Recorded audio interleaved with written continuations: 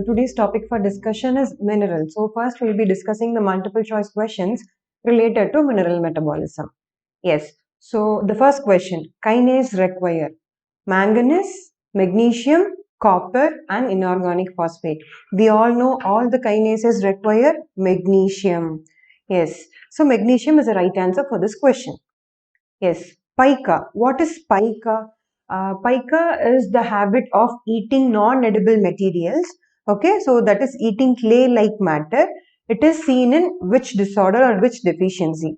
Folic acid deficiency, vitamin C deficiency, iron deficiency anemia and thalassemia.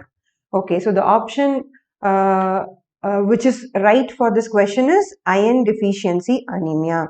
So we saw in that class iron deficiency will result in anemia, and we saw the clinical features of anemia. So iron deficiency patients will be having this symptom pica, that is eating non-edible items, eating clay-like matter, chalk is okay. So this is because of deficiency of iron. They have the habit or tendency of eating chalk pieces, clay. So that is called pica. It is noted in case of iron deficiency anemia.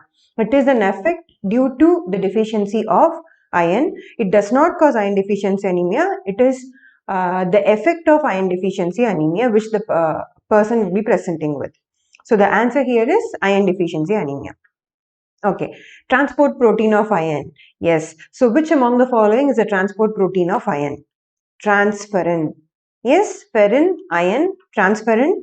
This is the protein which transports iron from the intestinal cell to the target tissues or liver. Okay, so hemoglobin. Yes, iron is present in hemoglobin which carries oxygen. Ferritin is the storage form of iron. Right? Yes. So transferrin is the transport form of iron. Ferritin is the storage form of iron. Ceruloplasmin, it is the transport form of copper. It is not iron, it is copper. Okay. Yes. So the normal serum calcium level is 9 to 11 milligram per deciliter, because we know any value less than 9 will present with hypocalcemia. If it is less than that, the person will be having tetany and seizures. And more than 11 milligram per deciliter, it is hypercalcemia. So the reference range of serum calcium is 9 to 11 milligram per deciliter. Iron absorption is decreased in the presence of all except. So the question here is, which among the following will enhances the absorption of iron? If you see here, iron absorption is decreased in the presence of all except one. Okay, phytates, yes. So phytates is going to inhibit the absorption of iron. Tannins, yes. So tannins also will inhibit the absorption of iron. Ascorbic acid. So ascorbic acid is a one which enhances the absorption of iron because it converts ferric iron to ferrous iron because of its reducing property. Phosphates, yes, it is going to inhibit the absorption of iron. So the answer here is ascorbic acid enhances the absorption of iron. The patient suffered from hypogonadism, failure to thrive, loss of taste and unable to maintain stability. So this shows the deficiency of. So what could be the deficiency here? Copper? No, because in copper we saw the deficiency manifestations would be Menkes-Kenkes hair syndrome. Okay, and the other disorder is Wilson's disease, where the copper is deposited in the tissues like liver, brain, okay, and lens. Yes, so it is not copper. We have not come across hypogonadism, failure to thrive, loss of taste. Chromium? No. Potassium? No. If there is any abnormality related to potassium, the manifestations will be related to cardiovascular system. Yes, so the answer here is zinc. Yes, so the zinc deficiency will result in hypogonadism, failure to thrive, loss of taste and unable to maintain stability. Normal level of serum phosphorus. So which is a normal level of serum phosphorus here? Is it 7 to 9 milligram per deciliter? No. 9 to 12 milligram per deciliter? No. 12 to 15? No, that's very high. So the answer here is 2.5 to 4.5 milligram per deciliter in case of adults, and children will have a little higher amount. Okay, maybe up to 6 milligram per deciliter in case of children, because growing children, so bone development will be there, so more phosphate in case of children. Okay, the reference range of phosphate is 2.5 to 4.5 milligram per deciliter. Chief regulator of systemic iron homeostasis. So which one regulates the iron homeostasis? The question here is homeostasis. Ferritin, Ferritin is a storage form of iron which maintains the iron stores in our body. It does not regulate the iron homeostasis. Haptoglobin. Haptoglobin is a protein which binds to free hemoglobin. It tries to prevent the excretion of free hemoglobin, but that does not play a direct role in iron homeostasis. Hepcidin, yes. So hepcidin is a protein which is synthesized by the liver, okay, when the iron levels are very high. So when the iron levels are very high, liver will synthesize hepcidin. This hepcidin will go and act on the transport protein called ferroportin, and that is internalized and degraded, which will result in the absorption of iron from the intestinal cell into the circulation.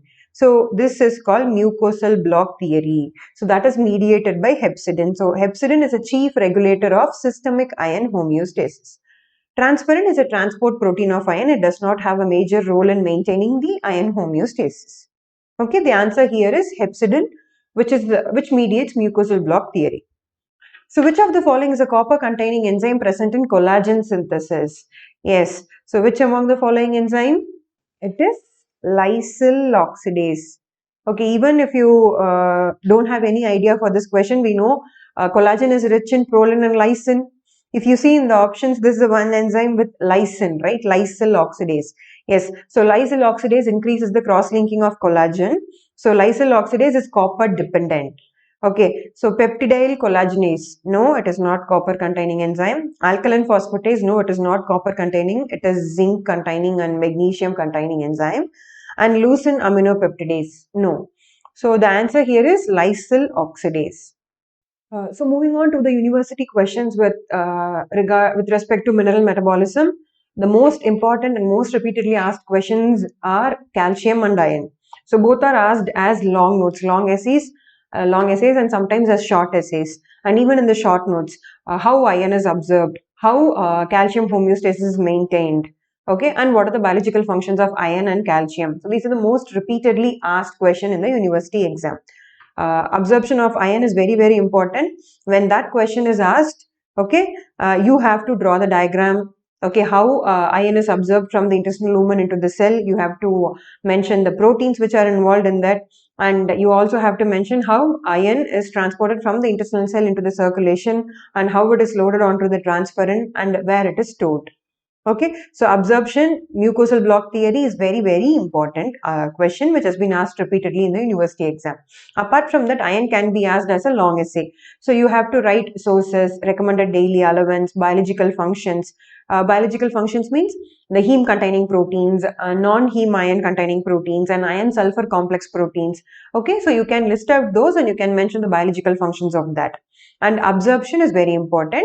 So how it is regulated? By three mechanisms: by mucosal block theory, by maintaining the ferritin stores adequately, and erythropoietin.